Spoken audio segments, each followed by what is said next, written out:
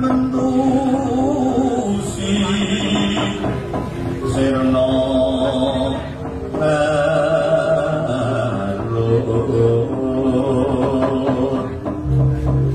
katempuh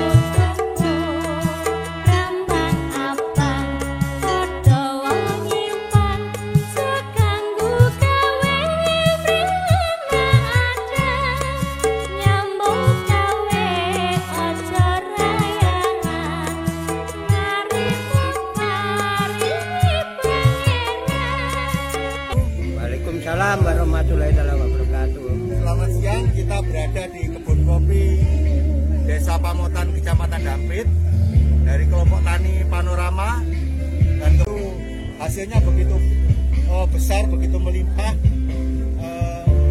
Sebagai orang Dampit, kita sangat bangga dengan kebun kopi yang sangat luar biasa ini, Bapak.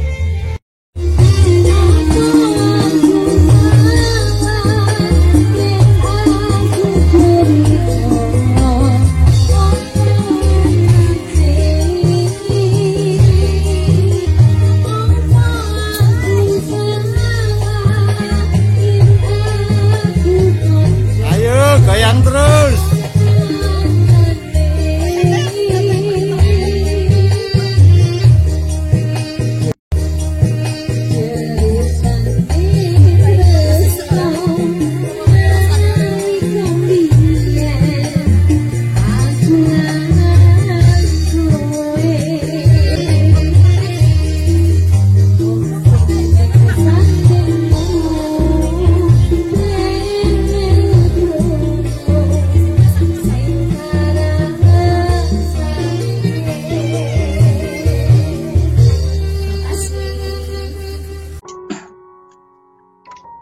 Assalamualaikum warahmatullahi wabarakatuh untuk Pak Jajang dan Bu Fikri dan teman-teman di BPP Dampit. Apa kabar semuanya, Bapak?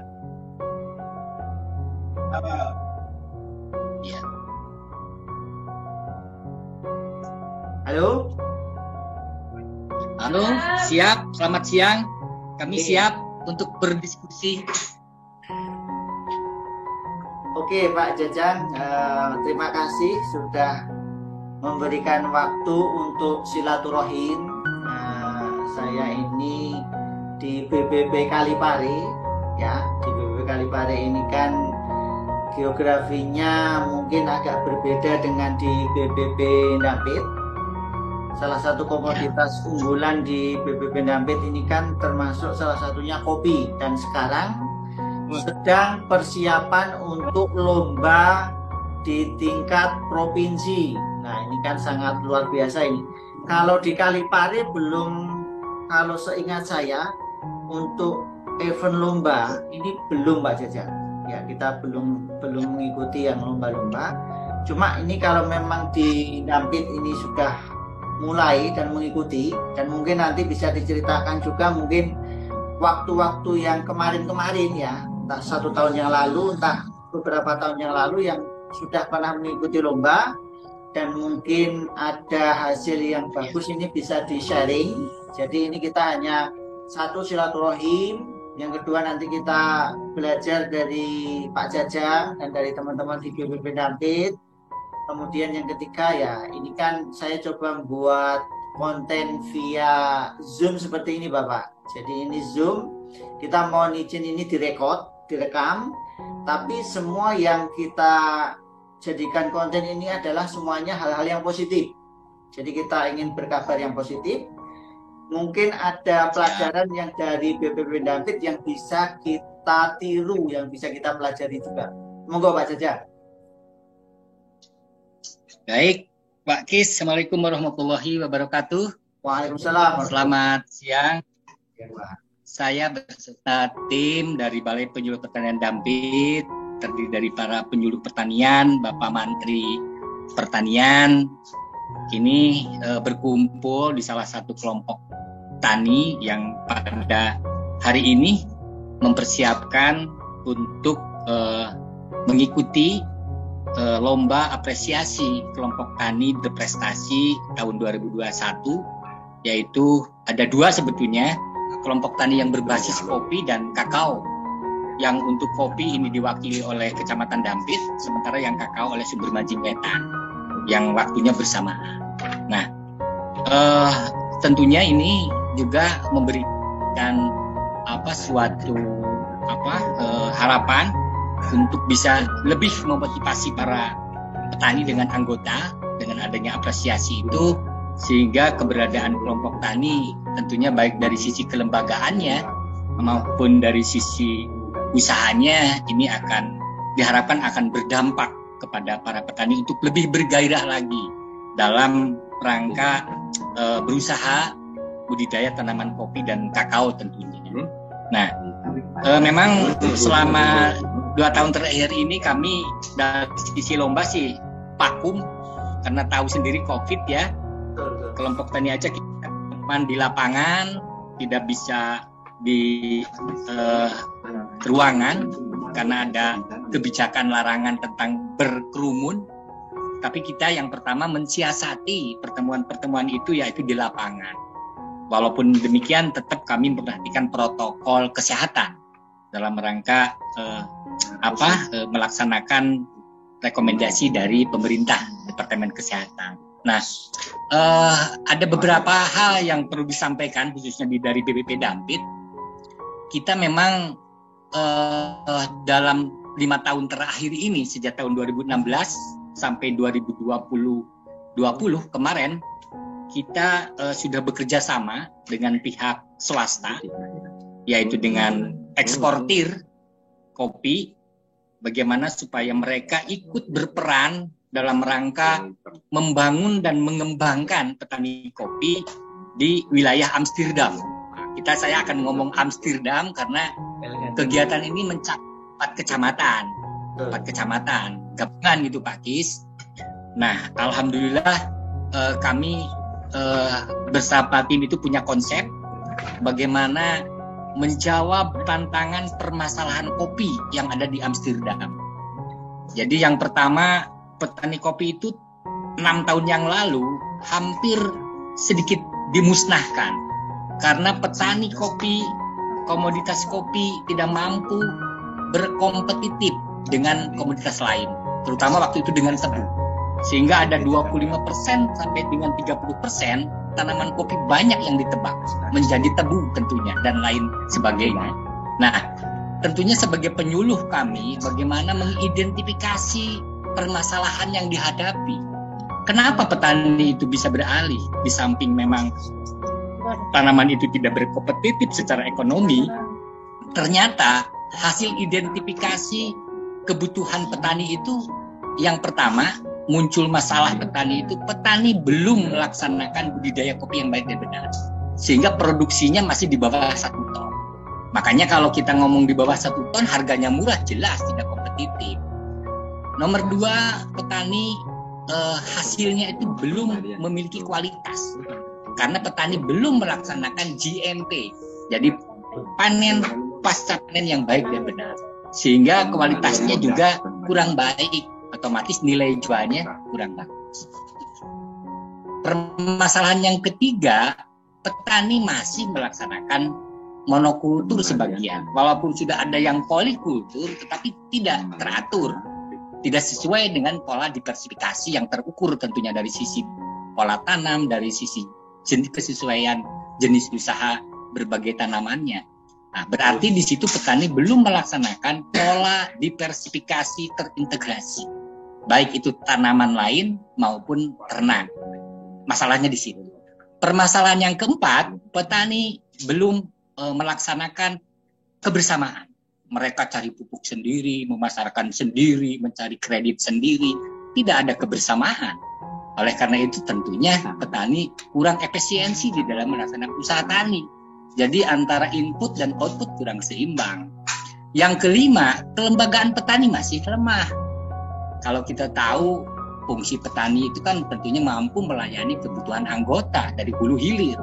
Nah, petani masih lemah di situ. Nah, akhirnya dari 5 permasalahan itu kami bisa menyimpulkan dan alhamdulillah kami memiliki semacam strategi bagaimana menjawab permasalahan tantangan petani. Muncullah ide kami yang namanya pembangunan dan mengembangkan perkebunan kopi berkelanjutan di wilayah Amsterdam. 4 kecamatan, yaitu bagaimana petani itu bisa melaksanakan budidaya kopi yang baik dan benar supaya produksinya bisa terangkat di atas 1 ton. Target kami sih minimal 1,2 ton rata-rata per hektar green bean. Yang kedua, petani dilatih untuk melaksanakan GMP, bagaimana melaksanakan panen dan pasca panen yang baik dan benar sehingga kualitasnya baik. Kita kenalkan dengan model-model pengolahan mulai dari natural, semi wash maupun full wash sehingga kualitasnya tinggi, otomatis harga pun bisa tinggi. Yang ketiga, kita melaksanakan sistem kebersamaan ekonomi. Bagaimana rasa kebersamaan ekonomi itu melalui SKE, sistem kebersamaan ekonomi, petani bersatu padu untuk mengatasi dalam rangka efisiensi usaha taninya. Yang keempat, petani juga kita latih melalui pola diversifikasi terintegrasi. Dengan judul strateginya adalah optimalisasi manajemen rantai ekosistem perkebunan berbasis kopi. Yang kelima, kita latih petani menjadi kelembagaan yang kuat. Kalau saya singkat menjadi SABC, jadi Sustainable Cluster of Agribusiness, sehingga petani itu lembaganya mampu melayani kebutuhan anggotanya dari hulu sampai hilir. Ya teknologinya, ya kreditnya, ya pemasarannya, ya pengolahannya, sehingga peran lembaga itu betul-betul mampu mengayomi daripada anggotanya. Nah, itu yang kami tawarkan kepada pengusaha, bagaimana mereka mau membiayai. Artinya ada win-win solution di situ. Perusahaan butuh produksinya, petani butuh ilmunya, hasilnya tentunya diterapkan dalam rangka peningkatan pengetahuan, keterampilan, dan sikap. Jadi kita mengukur bagaimana sekolah lapang itu diukur dengan peningkatan pengetahuannya lewat post-test dan pre-test dan post-test. Kemudian peningkatan keterampilannya kita ukur juga lewat pre-test dan post-test setiap kegiatan SL. Ya, yang ketiga tentunya perilaku, sikap. Nah, ini yang perlu proses waktu karena harus melihat kebun. Apakah ilmu yang dilatihkan itu sudah diterapkan oleh petani, kita ukur dengan produktivitas di lapangan. Nah, itu Mas Kis yang sudah kita lakukan, tentunya itu semua oleh para penyuluh di Amsterdam, kita berdayakan. Di situ ada namanya agrotech, saya sendiri ada 4 orang, ada asisten agrotech, itu para penyuluh lapangan di lapangan, kemudian mereka dilatih, kemudian kita melatih master trainer desa, yang kita ambil 5 orang dari wakil-wakil petani yang kompeten, artinya mereka masih muda, masih energik, punya kebun kopi, ada kesiapan untuk menyalurkan ilmu yang diterimanya kepada petani kelompok yang ada di sekitar. Sehingga harapan kami 5 tahun ini target untuk melatih 540 master trainer se-Amsterdam dan berdampak kepada 15.000 petani se-Amsterdam, yang berdampak juga kurang lebih ke 15.000 hektar, kita targetkan selama 5 tahun. Nah, ini alhamdulillah 5 tahun sudah berakhir 2020, dan dilanjutkan di kawasan Gunung Kawi. Jadi strategi ini akan dilanjutkan di kawasan Gunung Kawi, Tromengan, Ngajum, Wonosari. Memberdayakan penyuluh-penyuluh yang ada di sana yang insya Allah akan dimulai 2021 sampai 2023. Mudah-mudahan juga berkembang ke gunung kawasan Gunung Arjuna, ke kawasan Gunung Bromo, sehingga paling tidak 8 tahun ke depan atau 9 tahun ke depan 4 kawasan gunung di Malang semua bisa menerima kegiatan yang kerjasama dengan perusahaan itu. Itu Pak Kis yang mungkin bisa sampaikan bahwa ini adalah kerjasama tim di Amsterdam 4 BPP, bagaimana kita mampu menawarkan strategi ini dan mereka mau membiayai selama 5 tahun bekerja sama antara PT Astra Jaya dengan IDH Belanda, sehingga ini sudah kita wujudkan kegiatan tersebut. Saya kira itu Pak Kis, mungkin ada yang perlu dikorek lagi sebelum saya menyampaikan persiapan lomba ini. Oke, sebentar Pak Jajang, saya mendengarkan dengan sangat seksama dan sangat lengkap, sangat lengkap, sangat bagus. Jadi ini seperti orasi yang di lapangan dan sangat bagus Pak Jajang. Ini saya menyimak dengan seksama ini tadi dari awal kemudian sampai ekspansinya, kemudian ke kawasan-kawasan yang lain. Ini sangat bagus sekali dan saya sangat bangga Bapak, karena saya ingat dulu waktu ada di Kelak di Batu, di Balai Peternakan Batu ya, termasuk salah satu narasumbernya ini adalah Pak Jajang waktu tersebut di sekitar tahun 2013an kalau tidak salah ya, karena termasuk juga salah satu penyuluh teladan nasional. Ini luar biasa sekali. Jadi mudah-mudahan ini memberikan energi yang positif ke teman-teman, bukan hanya di BPP Dampit, tapi juga ke semua BPP di Kabupaten Malang. Jadi ini saya sangat bangga, sangat senang. Waktu itu juga selain Pak Jajang ada Pak PI juga yang di BPP Ngajum sekarang.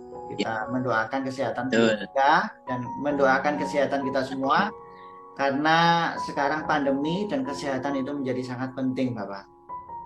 Satu lagi Bapak yang ingin kita komunikasikan adalah sekarang ini muncul petani muda atau petani milenial ya. Jadi kalau ada penyuluh milenial, maka ada petani milenial juga. Dan kita juga pengen tahu ya pendapat dari Pak Jajang, kira-kira sejauh mana peran dari BPP ya, peran dari BPP ini untuk menggerakkan petani milenial secara khusus di komoditas kopi, karena ini kan mau lomba kopi tingkat provinsi ya. Jadi apakah sudah dimulai dan mungkin juga dalam jumlah yang signifikan juga, karena kalau tidak salah di Ampel Gading ini kan jumlah petani milenialnya yang ikut program YES kalau tidak salah ya, itu kan juga cukup banyak ya. Di BPP Ampel Gading ini kan cukup banyak. Kalau di BPP Dampit kita relasikan dengan lomba yang mau diikuti yang sekarang dipersiapkan ya, di tingkat provinsi, mungkinkah petani milenial ini menjadi salah satu yang dilakukan secara khusus ya, ada program khususnya juga, mungkin juga akan membuat Zoom seperti ini Bapak ya, membuat Zoom seperti ini karena ini bisa jadi salah satu alternatif ketika sedang ada pandemi. Jadi gunakan Zoom, mungkin pemuda tani milenial ini yang lebih berminat, diskusinya berjalan sangat lancar. Dari Pak Jajang nanti semua konsep pemikirannya nanti bisa tersampaikan dengan bagus, dan itu nanti akan menjadi pembelajaran yang sangat bagus juga. Begitu Pak Jajang. Monggo Pak Jajang. Oke, baik. Sebetulnya jauh daripada program YES yang ada, memang konsep saya sudah melayang ke situ. Alasan kami yang pertama tentunya keberadaan penyuluh yang sangat terbatas. Usia banyak yang tua mau pensiun dengan keterbatasan jumlah, saya juga berangan-angan bagaimana melahirkan para muda-muda itu untuk menjadi penyuluh swadaya. Sehingga merasa terbantu para penyuluh yang ada di lapangan di BPP dengan memunculkan generasi muda milenial yang berbasis banyak komoditas tentunya. Itu angan-angan saya, dan itu sudah saya coba bicarakan dengan kepala desa yang ada di desa, bagaimana dana DD-ADD itu dimanfaatkan untuk melatih para petani muda untuk menggantikan para petani kolonial, saya katakan kolonial yang sudah tua-tua, sehingga mereka termotivasi untuk menjadi penerus pengelola usahanya di masing-masing sebetulnya. Itu sudah kita bicarakan, dan alhamdulillah ternyata pemerintah lewat program YES, juga Syngenta, kita sudah masuk ke Dampit dan sudah berjalan. Kalau yang Syngenta kita sudah punya 9 milenial di belakang saya, milenial Pak Wijiono, dan sudah diakses dengan kegiatan dari Syngenta. Nah, kita punya ada komoditas kopi, kelapa, pisang, ya. Jadi mereka dilatih tentang manajemen, dilatih IT-nya sampai ke permodalan dan pemasarannya, didampingi. Tentunya kita sudah melakukan seperti itu. Termasuk Pak Kis, bahwa di dalam perekrutan master trainer desa itu ya seperti yang muda-muda ini. Jadi minimal ada 15% sampai 20% master trainer itu di bawah usia 40 tahun. Itu saya sudah mengisyaratkan jauh sebelum program YES ada. Jadi saya punya data petani pemuda itu saya kira cukup banyak ya. Mungkin kalau yang terdata sebetulnya hampir 600 sekian orang sebetulnya. Cuma karena kemarin itu hanya direkrut pada petani yang sudah berjalan, yang masih belum berjalan itu masih belum ada rekomendasi, sehingga data yang terupload ke program YES masih nggak segitu. Tapi ini tahap demi tahap akan saya lengkapi untuk merekrut program YES tadi tentang CPCL-nya. Sehingga Pak Kis, memang kami di dalam kelompok tani juga salah satu regenerasinya itu yaitu merekrut petani-petani muda. Di dalam lomba-lomba ini, karena sekarang banyak IT, mereka juga ada kemampuan untuk melaksanakan kebutuhan perlengkapan administrasi, kemudian melaksanakan Zoom juga, yang ada tawaran dengan beberapa dari BPP ataupun dari BLPP. Kita sudah terbiasa melaksanakan kegiatan Zoom dengan beberapa balai-balai seperti itu, termasuk BPTP.